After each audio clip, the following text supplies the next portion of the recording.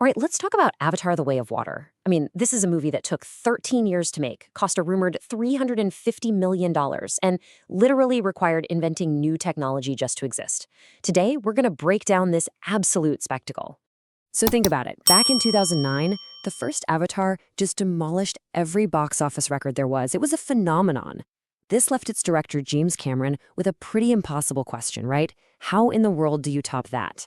Well, the whole world waited 13 years for the answer, and you can bet the expectations were through the roof. So here's what we're going to get into. We'll look at that massive 13-year wait, the insane tech they had to invent, what's new on Pandora this time around, and finally, what everyone thought of it. Let's do it. All right, first up, 13 years in the making, the long road back to Pandora. You know, this is the thing everyone talks about, that 13-year gap. So what was the holdup? Why did it take more than a decade to get us back to Pandora? Well, for one, this was never meant to be just a quick sequel. Not at all.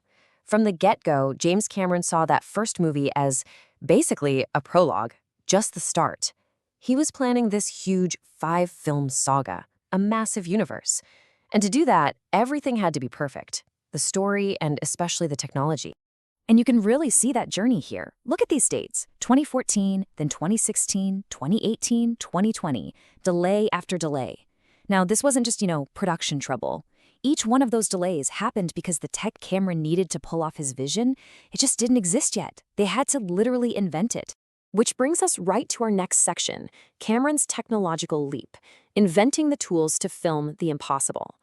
I mean, this is really the core of why it took so long.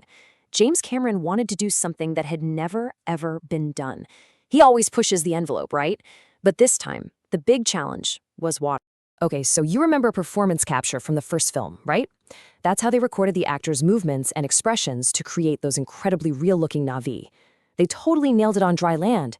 But for the sequel, Cameron's big idea was to take that entire complex system and dunk it. He wanted to film the actors' full performances while they were completely underwater. And as Cameron himself put it, the real issue wasn't even being underwater. It was that boundary between the air and the water.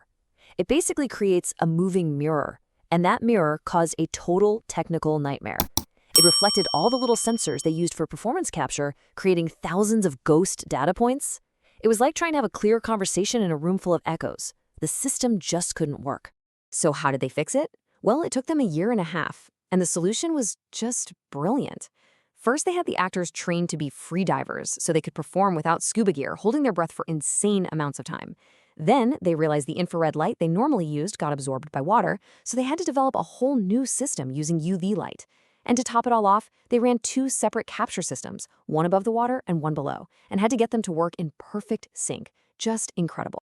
And this really shows you the level of commitment we're talking about from the cast. This wasn't just acting, it was a full-on athletic performance. Get this, Kate Winslet held her breath for over 7 minutes to film a scene. 7 minutes. She actually set a new record for a film production. It's just wild. So, with all that impossible tech finally figured out, Cameron could get to the heart of it, the story. And this time, it's a new chapter for Pandora. We're talking about a story of family, flight, and the sea. The focus really shifts away from just one person's journey and zooms in on the story of a family. Yeah, a lot of time has passed on Pandora since the first movie. Jake and Neytiri, they're not just these young warriors anymore. They're parents now. And that changes everything. Their whole motivation shifts from being rebels to being protectors. And that's what drives the whole movie. The question becomes, what do you do when your family is your home? So when the Sky People return and the war starts up again, the Sully family has to run. They're forced out of their rainforest home, the world of the Amatakia, and they basically become refugees. They have to ask for help from the Metkina clan. These are the reef-dwelling aquatic Na'vi who are one with the ocean. It's a total culture clash, and the Sullys have to learn to adapt to this completely new way of life. And the cast is great. Of course, you've got Sam Worthington and Zoe Saldana back as Jake and Neytiri.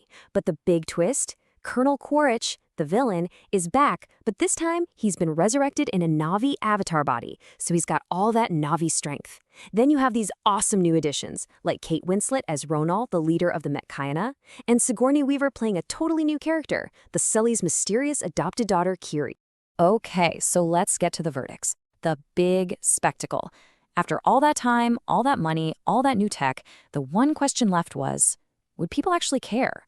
Would they show up after 13 years? 2.32 billion dollars. So, yeah, the answer was a massive, undeniable yes. The movie was a global phenomenon all over again. It proved that James Cameron's huge bet on creating an unforgettable big screen experience absolutely paid off. And it wasn't just about making a lot of money, it was about breaking records. It was the highest-grossing film of 2022, the biggest movie of the pandemic era, and it became the third highest-grossing film of all time. We're talking a net profit of over $500 million. Just staggering numbers. So what did the critics think? Well, pretty much everyone was on the same page. On one hand, they all agreed it was a visual masterpiece, an absolute technical marvel you had to see in a theater. But on the other hand, a lot of them felt that the story itself was a bit simple. Pretty standard plot, some cheesy dialogue, and yeah, it's really long, over 3 hours.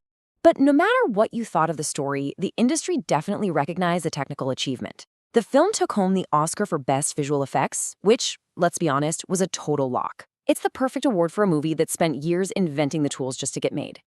And that brings us to the big final question. The Way of Water proved something really important, that betting big on groundbreaking technology to create an immersive, can't-miss cinematic event, well, it can still lead to historic success. With 3 more sequels already on the way, you have to wonder, James Cameron isn't just betting on his own franchise. He might be betting on the very future of the blockbuster movie.